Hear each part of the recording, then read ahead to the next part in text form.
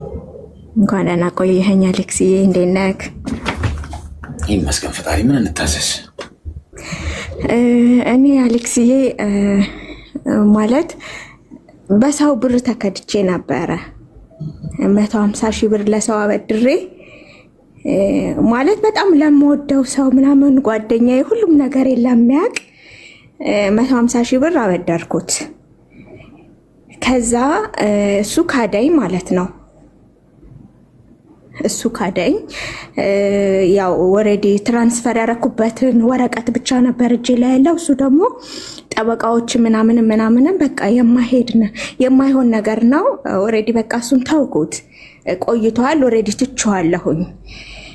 በዛ በጣም አዝኜ ምናምን ነበር። እግዚአብሔር ፈውሶኝ አሁን ድኛለሁ። በቃ ትቼዋለሁ። ግን አሁን በጣም የተቸገርኩት ምንድነው፣ በጣም ወዳቸው ጓደኞቼ የምላቸው በቃ እንደዚህ መካዴን የሚያውቁ አይዞሽ ምናምን የሚሉኝ መልሰው ብድር ይጠይቁኛል። 20 ሺህ ብር 30 ሺህ ብር በጣም 4-5 ጓደኞቼ ብድር ይጠይቁኛል።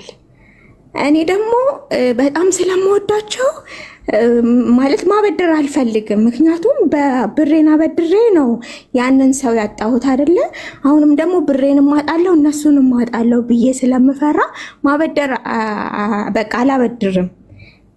ብር ስለማላበድራቸው ደግሞ በዛው ሼም ይዘኛል። በቃ ዘጋቸዋለሁ፣ አላናግራቸውም።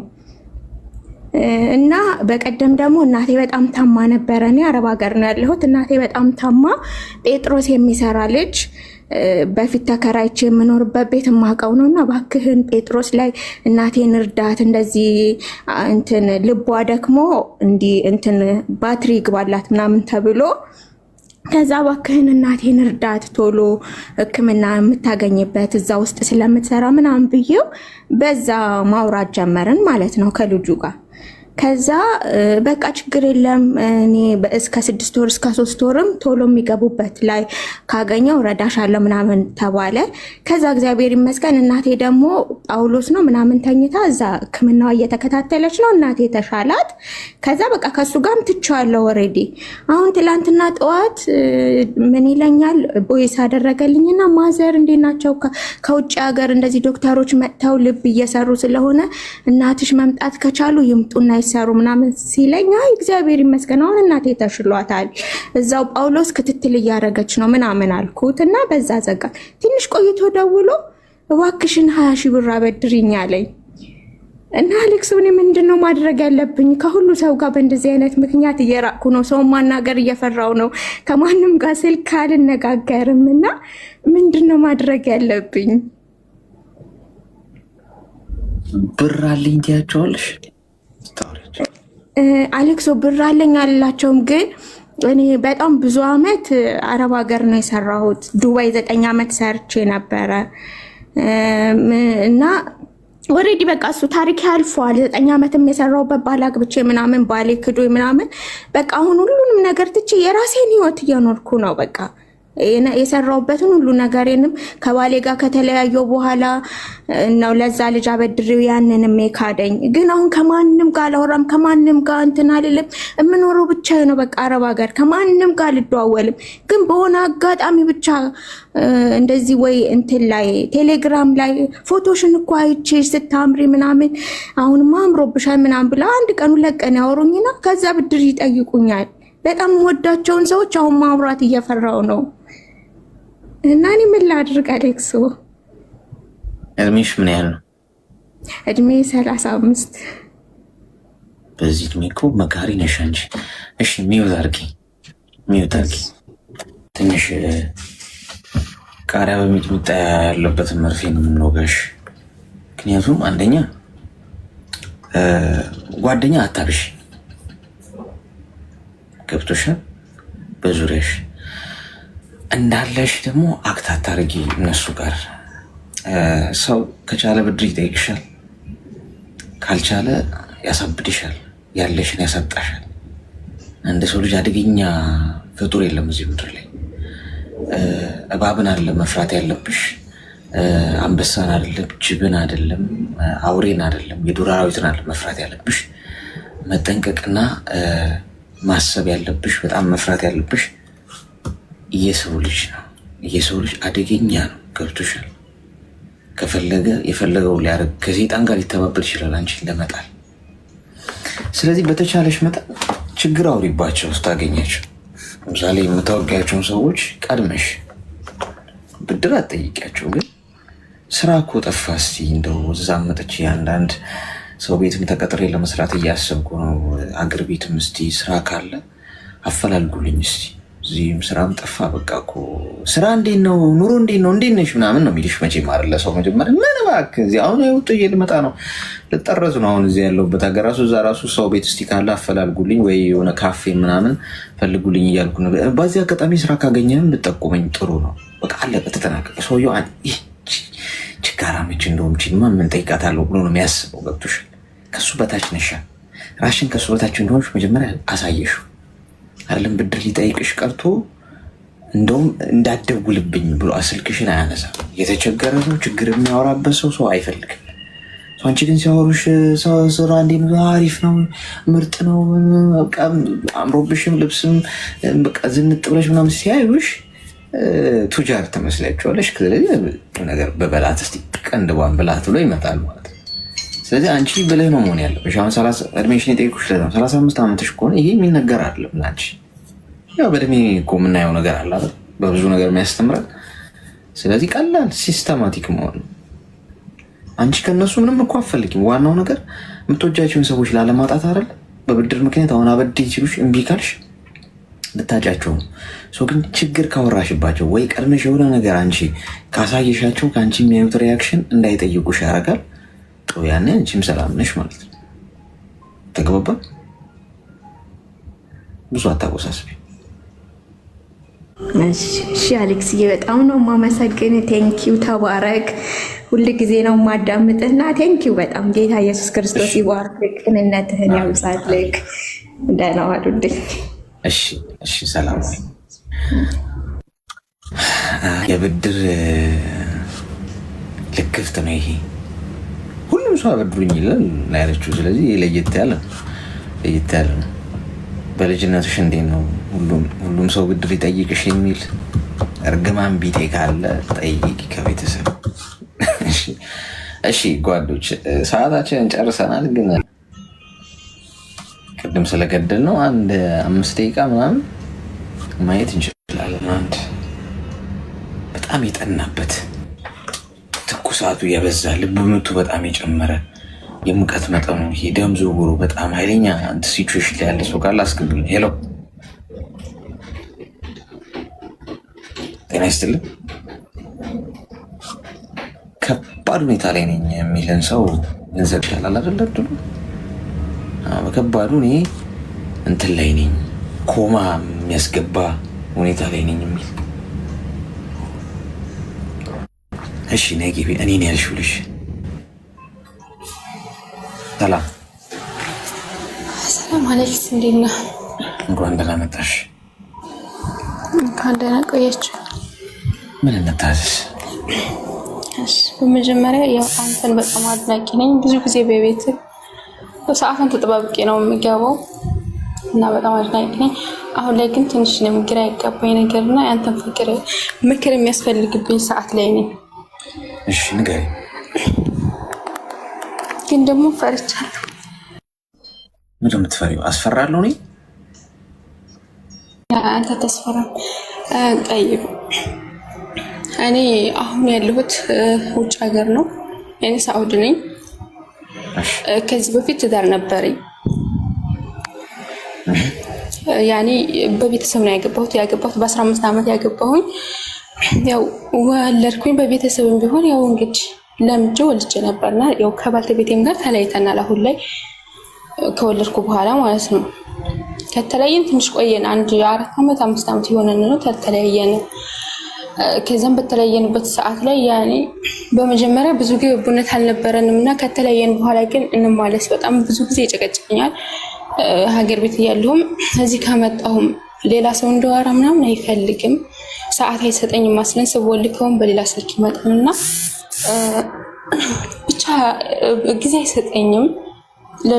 ለልጅም ስል ምናምን ይላል እኔ ደግሞ ጭራሽ ያሳለፍኩት ስቃይ መድገም ስለማልፈልግ ወንድ ሁሉ አስጠልፎ ነበር። በሱ ምክንያት እኔ ወንድን አልቀርብም ነበርና በተፈታሁበት በ4 ዓመት ውስጥ ከማንም ወንድ ጋር እኔ ማውራትም አልፈልግም፣ አላወራም። ጠይብ ከዛም ከወንድ ርቅ እያለሁኝ የሆነ ጊዜ ላይ ኢሞ ላይ የሆነ ስልክ መጣ።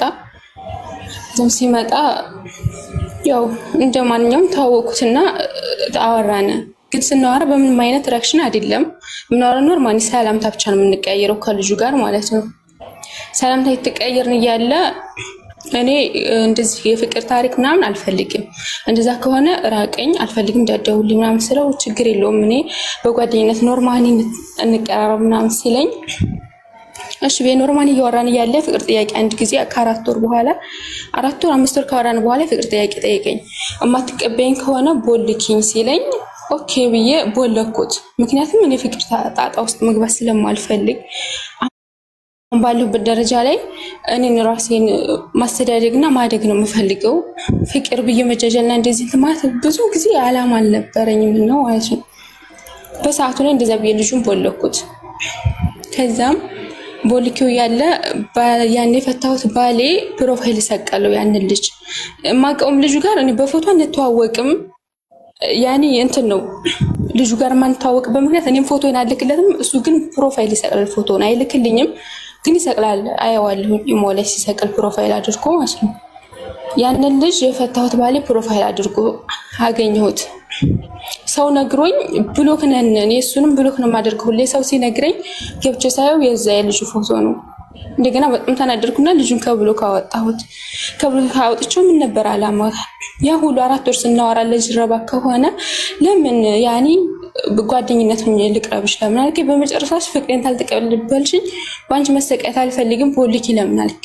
ጅረባ ከሆነ አንድ ቀን 2 ቀን ደውለህ ለምን አልሄድክም ምናምን ብዬ ልጁን ተጣላሁትና ሀምሼ እውነቱን ንገረኝ ምናምን ብዬ ስጠይቀውም እውነቱን አልነገረኝም። እሱ ነው የላከኝ ብሎ አልነገረኝም እስካሁን ድረስ።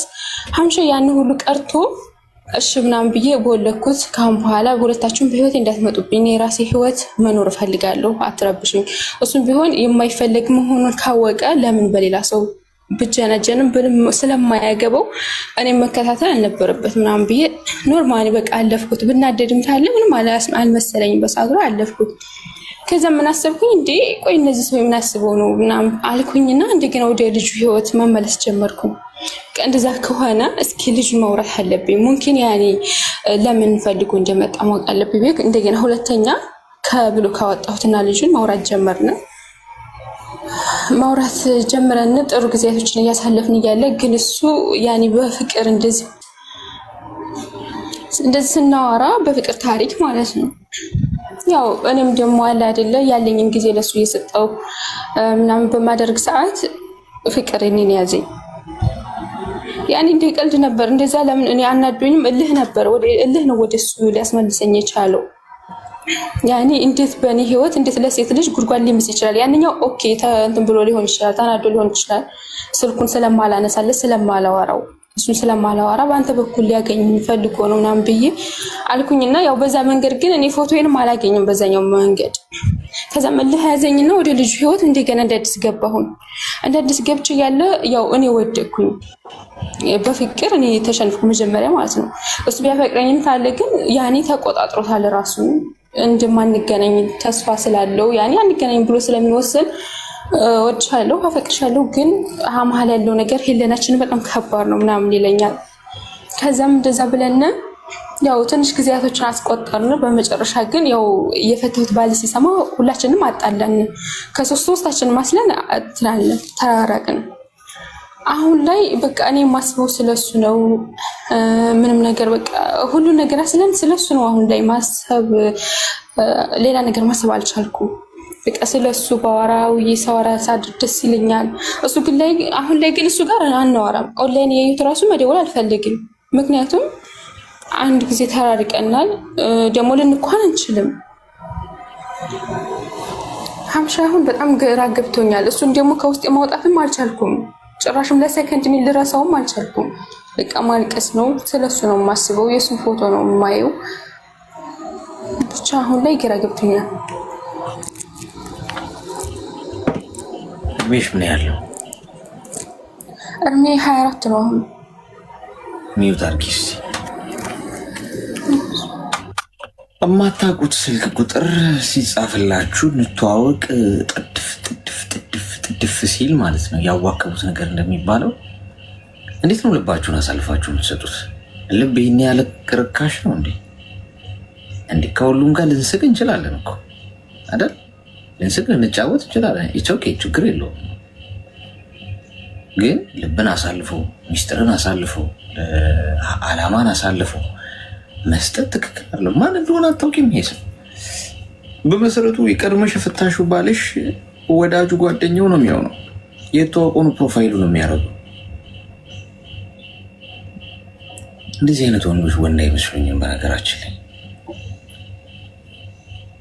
በሰላሙ ጊዜ አብሮሽ የበላ የጠጣ ፍቅረኛ የነበረ ወይ ባል የነበረ ሰው የሚስቱን ገመናና ስልክ ቁጥር ሚስጥር ሊሆን ይችላል ማንነት አሳልፎ ለሌላ እዛ ስር ልክ እንደ ዶሮ ጥራጥሬ እንደሚለቃቀም ዶሮ ማለት ነው። እዛ ስር ሲል ወንድነት አይደለም። ያ ወንድ ልጅ ቆፍጣና ነው መሆን ያለበት። ተከድተህም ይሁን ምንም ይሁን ከተጣላህና ከተለያየ በቃ ኤክስህን ዞር ብለህ ማየት የለብህ። ወንድ ማለት ያኔ ወንድ የምትሆነው ያኔ እንደ ንስር ነው መሄድ ያለብን። ከታች በቃ ኤክስ ሆነች አይደለ? እቺ ሴት አግብታትም ፈታሃት፣ ፍቅረኛም ሆና ተለያየ፣ ኖረች፣ በላች፣ ጠጣች፣ ከማጋዋለች ግድ ሊሰጥ አይገባም። በቃ የራስን መንገድ ብቻ ነው መቀጠል። ሰዎች መጥተው ስለሷ እንኳን ቢጠይቁ አላቅም፣ ያው እግዚአብሔር አልፈቀደም፣ ተለያይተናል። እሷን በራሷ መንገድ እኔም በራሴ መንገድ ነኝ። አሁን ማውቀው እሱን ነው። አለቀ። ስራ ላይ ራሴ ላይ ትኩረት ማድረግ እንጂ ይሄ ዝም ብሎ እየቀመረ የሚውል አላማ የሌለው ጭንቅላቱን የማይጠቀም ባል ነው የነበረሽ አንቺ። ለጓደኛው ስልክሽን ሰጥቶ እስቲ ጀንጅራት እስቲ ከሆነም ብላት አይነት ነገር ማለት ነው። አትሊስት አብሮሽ ኖሯል። አብሮሽ አንድ ማዕድ ላይ ቀርባችኋል። ያ ክብር እኮ ነው። ባይዞ ከአንድ ሰው ጋር አብረህ በልተህ ተጎራርሰህ ጥሩ የእግዚአብሔር ሰላምታ እንኳን ተለዋውጠ የምታውቅ ከሆነ ያ ሊይዝ ይገባል። ይሄ ነን እኛ ኢትዮጵያውያን። ግብረ ገብነት መማር ማለት እኮ ይሄ ነው። አሁን የመጡት ግን ኬት እንደተወለዱ አይገባኝም። ህፃናት ነው እያገባችሁ እየተጠበሳችሁ ያላችሁት። ያልበሰለ ወንድ ሳይሆን ወንድ የሆነ የሚመስለው ማለት ነው። ግብረ ገብነት ያልተማረ ስነ ስርዓት፣ ስነ ምግባር፣ ዲሲፕሊን የሌለው ማለት ነው። ሲጣላ ሄዶ ያንቺን ገመና አደባባይ ስለማስጣት ነው። ለሌላው እንደ አንቺን መሸጥ ገብቶሻል። አንቺ ይሄ አይነት ነገር ካለ በመሀል ድራማ እንዳለ ከገባሽ መልሰሽ ልጁን ማውራት አልነበረብሽ። ይሄ ትልቅ እኮ የማንቂያ ደወል ነው። ልጁ አውርቶሽ ሄደ ቦልኪ ምናምናሽ ቦለቅሽ አይደል? ከዛ ያንቺ የቀድሞ ባልሽ የእሱን ፎቶ ፕሮፋይል አደረገው ማለት አደገኛ ድራማ አለ ማለት ነው። መሀል ላይ እየተነጋገሩ ነው እየተጫወቱብሽ ያሉት። አውራት ዛሬ ምን አለች ምናምን ቮይስሽን አብረው ነው የሚሰሙት። እንዲበላት እስቲ እንዲህ ትወዳለች እንዲህ ትጠላለች እያለ ከጀርባ የሚያስተኩስብሽ እሱ። ለምን ኖረሽ ነው? ለምን ቀጠለሽ ነው? የቀድሞ ባልሽ ለምን ሰላም አገኘሽ? እስቲ ልሰልላት ነው፣ ልወቅ እስቲ። አሁን ግንኙነት ውስጥ ነች፣ አግብታለች፣ ሲንግል ነች፣ ስለ እሷ ልወቅ ነው። ስለዚህ አንቺ ሙሉ በሙሉ አድራሻሽን ሰርዘሽ አዲስ ገጽ አዲስ ስልክ አውጥተሽ የራስሽን አዲስ ህይወት መኖር ነው ቁጥብ መሆን ያለብሽ። መረጃሽን ለጠየቀሽ ሰው ሁሉ መስጠት የለብሽም። አንቺ ማወቅ ለፈለገ ሰው አውቀሽው በትክክል የዛን ሰው ማንነት ካልተረዳሽ በስተቀር እርምጃዎችሽን መናገር የለብሽም። በጣም ጥንቁቅ ሰው ነው መሆን ያለብሽ። ሰው ሊያጠቃሽ ሲፈልግ በተለያየ መንገድ ነው የሚመጣው። እንደገና ደግሞ ልረሳው አልቻልኩም የሚል የእብደት እንደገና መቆሰል ከፈለግሽ ማለት ነው። ስለዚህ የኔ ሀሳብ ምንድን ነው? ሰውየውን ቦልኪው። ከዛሬ በኋላ አደገኛ ቀይ መስመር ላይ ነው ያለሽ። የተጫወቱብሽ ነው ያሉት። ስለዚህ ይሄንን ሰው ቦልኪው፣ ከስልክሽ አጥፊው፣ የራስሽን ህይወት ኑሪ። ተግባባ? እሺ አሌክስ፣ በጣም አመሰግናለሁ። እኔ ያው እየሞከርኩ ነው፣ ግን ልጅ አልቻልኩም። ብቻ እየሞከርኩ ነው የሚባል ነገር የለም። ኢሞ ላይ የተዋወቅሽው አንድ ጎረምሳ የቀናት ወሬ ሰው የእናቱን ሞት ረስቶ ይኖራል። እንኳን አንድ ምንም አቋም የሌለው ቁም ነገር የሌለው ሰው ቀርቶ። ተግባባ? እኔ ማለት ነው አግብቻለሁ አልኩ እንጂ እኔ ስለ ፍቅር ካሁን በፊት ምንም ነገር አላውቅም። እንዴ ስለ ፍቅር ካሁን በፊት ያሳለፍኩት ጊዜ ያው በልጅነት የዳሩኝ እኔ ስለ ትዳርም ሆነ ስለ ወንድ ሳላውቅ ነው የዳሩኝ። ያው ያን ጊዜ አለፈና ስለ ፍቅር ምንም አላውቅም ነበር። ይሄን ግን በቀልድ የተነሳ ነው ይሄ ኤአይ የሚባል ነገር ደግሞ በጣም ነው በጣም እኔ እሱ ነው የገደለኝ። አምር እንደዛ ሳደርግ በቃ እንደዚህ ጣጣ ውስጥ የማልወጣው ጣጣ ውስጥ የገባሁት ልጁን ጭራሽ አሁን ማለት ነው እኔ እንኳን አይደለም መቦለክ እሱ እንዲቦልከኝ አልፈልግም። ስንት ሰዓት ወጣ ስንት ሰዓት ገባ። ያኔ ኦንላይን ሲጠፋ ይጨንቀኛል። ዝም ብሎ አልደውልለትም፣ አይደውልልኝም፣ አንደዋወልም። እሱ ከሆነም ደግሞ ሸር ማደርገው ነገር አይተይ ይሄ ነገር ጥሩ አይደለም አይዞሽ ምናምን ያለ ልክ እንደሌላ ሰው እንደዛ ነው የሚያደርገው። ያኔ የሆነ የሚያለቅስ ነገር ሸር ሳደርግ የሆነ ትረካ ነገር ምናምን ስትሰጥ አንዴ ምን ሳደርግ ነው ችግር ውስጥ የገባሁት ነው ያልሽው? ያኔ ኤአይ ላይ ሳቀናብር የሱን ፎቶ ማለት ነው የሱን ፎቶ አስላኩትና ያን ፕሮፋይል መጀመሪያ ይሰቅል ነበረ የሱን የልጁን ማለት ይሄ ያፈቀርኩትን ልጅ ከዛም ኤአይ ላይ ገባና አቀናብረዋለሁ የሱን ፎቶ። ከዛም እንደዛ ሳደርግ በጣም ችግር ውስጥ የሄደው ጭራሽ ምን ነው በማቀናብርበት ሰዓት ሙዚቃዎችን የሙዚቃ ላዳምጥ ነበር ካሁን በፊትና ሙዚቃ ማዳመጥ የጀመርኩት በሱ ነው። ሀታ ሰርች እያደረኩ ነው ሙዚቃ ማወርድ ማለት ነው በሚፈልገው አይነት ሰርች አደርግና አወርዳለሁኝ እሱ ፎቶ ጋር አቀናብረው ምናምን። በዛ ታይም ላይ ስራ በጣም ቢዚ ነኝ፣ ግን ባለኝ እንቅልፌን አጥቻ በሱ ነው በቃ እንትን የምለው ሁሉ ነገር የማሳልፈው። ከዛም ያን ሁሉ ያለ ያው ልጁ አሁን ከኔም ከፈታኝም ባሌ ከሁሉም ጋር ተጣጥቷል። እንደዛ ነገር ያኔ ከኔም ጋር ያናወራም ያንኛውም ጋር ደግሞ በጣም ይዋደዱ እንደነበረ ምናምን ነግሮኛል። በጣም ያኔ እንደ ወንድማማች ምናምን እንደሆኑ ማለት ነው። ብቻ እኔ ያኔ ራሴን እስከማጥፋት ድረስ እኔ ሞክሬያለሁ። ጀዋዴን መስፈር ራሴን ለራሴ ክፉ ነገር በቃ እየወሰንኩ ምናምን ነበርና አንዳንድ ጊዜ ያንተ ምክር በጣም ነው የማዳምጠው። ሀታ ከቤት ገብቼ ሲከፋኝ ከቤት ገብቼ ሙሉ ቪዲዮን የማይበት ሰዓት አለኝ። ሰዓትን ተጠባብቄ እኔ ከፊትም ጀምሮ አንተ ስለማዳምጥ ከብዙ ነገሮች ተቆጥቤ ነበር። ከምንም ነገር ያኔ ከሁሉ ነገር አስለም ግን አሁን ላይ ይሄ ምንም ጭራሽ በማላውቀው ነገር መጥቶ ከየት መጣ ሳለ ህይወት መስጠት ላደረገው ለራሴ በቃ እኔ ማስባሁ ለልጆችም አላስብም ለቤት ብቻ አባቴ ነገር የሆነ ነገር በሆነበት እዚህ ሀገር ላይ ብቀር ምን ያህል እንደሚጎዳ ነው ምን ያህል እንደሚሰቃይ ሳስብ ትንሽ ራሴን አደረጋለሁ። ዓለም በቃ ለራሴ መጥፎ ነገር ነው ምን ሆነው ማስበው። አሁንም ኤአይውን ታይዋለሽ? አዎ አያለሁም። ሀታ ነው የሆነ እንትን የሚል ከሆነ አሁንማ ይሄንና እሱ ፎቶ ማቀናበራለሁ እንደዛ በቃ አሁን ራሱ ሸበካ ላይ ወጥቷል ገብቷል። ስንት ሰዓት ገባ ስንት ሰዓት ወጣ ኦንላይን አለ የለም እሱ ነው በቃ አሁን እኔ ፎቶውን ማቀናበረው በቃ እሱ ስለኔ ላያስብ ይችላል። አሁን ላይ መስመር አይመስልም፣ ግን እሱ እኔን እንትን እንደምን ነው እንትን ያለኝ የነገረኝ እኔ እንደሚያስብና እንደሚፈልግ ግን ቢሆንም አሁን ላይ እሱ ሙምኪን ወንድ ስለሆነ ራሱን ተቆጣጥሮ ሊሆን ይችላል። እኔ ግን አልቻልኩም። ይኸውልሽ እናት ኤአይ ሰው አይደለም ማሽን ነው። ኤአይ ላይ ፎቶውን አስገብተሽ ቆንጆ አድርጎ ሲያቀናብርልሽ እኔ አንዳንዶች ኤዲት ሚዩት አድርጊ ፎቶ ኤዲት ሲደረግ ድሮ እንግዲህ ሁላችንም ኤዲት የምናደርገው በቃ ፎቶ ትነሳላችሁ፣ ከዛ ፎቶአችሁን ታሳምሩታላችሁ። የተለያየ ለምሳሌ ከለር ትቀያይራላችሁ አይደለ? በቃ እነዚህ በእነዚህ ነገር ከለራውን ብላክ በማድረግ ወይ ቀይ እንደዚህ ቡኒ ምናምን በማድረግ የፎቶአችሁን ውበት ትጨምራላችሁ። አሁን እሱ ኖርማል ነው፣ ምንም ችግር የለም። ፎቶ ቤትም እንደዛ እኮ ነው ስትነሳ አድርገው የሚሰጡ። አሁን ኤአይ የሚባል መጥቶ ማለት የሆነ አሻንጉሊት የሌለህን ነው የሚሰጥ። ከዛ በኋላ እሱን ፕሮፋይል ታደርጋለች ሴቷም ወንዱ። በቃ ይሄ ሌላ ፕላኔት የመጣ ሰው ምናምን ነው የሚመስለው ያ ሰው ማለት ነው። ግን እኮ ኤአይ እኮ ነው ፎቶ። ከዛ በኋላ ፎቶውን አፍቅራ ወይ ፎቶውን አፍቅሮ ወይኔ እንዴት ነው የምታምረው ወይኔ እንዴት ነው የሚያምረው በሚል ሌላ ታሪክ ውስጥ ይገባል ማለት ነው። አንቺ አሁን በፎቶውን በኤአይ እያቀናበሽ እሱን እያየሽ ተመሰጥሽ። ሰውየው ምናልባት ጂኒ ይሆናል የሚመስል ምንም ይምሰል ችግር የለውም፣ ከመልኩ ጋር አይደለም ፖይንቱ። ግን አንቺ ከዛ ጋር አያያሽው ከፎቶ ጋር ስራ ኑሮሽን ኑሪ። የምትሰሚ ከሆነ አደብ የምትይዢ ከሆነ በወንድ ልጅ ምክንያት ራሴ ላጠፋ ነው የሚለው እሱ ቀልድ የሚያስቅ ቀልድ ነው። እንኳን በወንድ ልጅ ምክንያት ራስሽን ልታጠፊ ቁርስሽን እንዳትዘይ እሺ። ማንም ለአንቺ ግድ የለው። እድሜ 24 ነው አይደል ያለችን? ልጅ ስለሆንሽ ነው ገና ምን።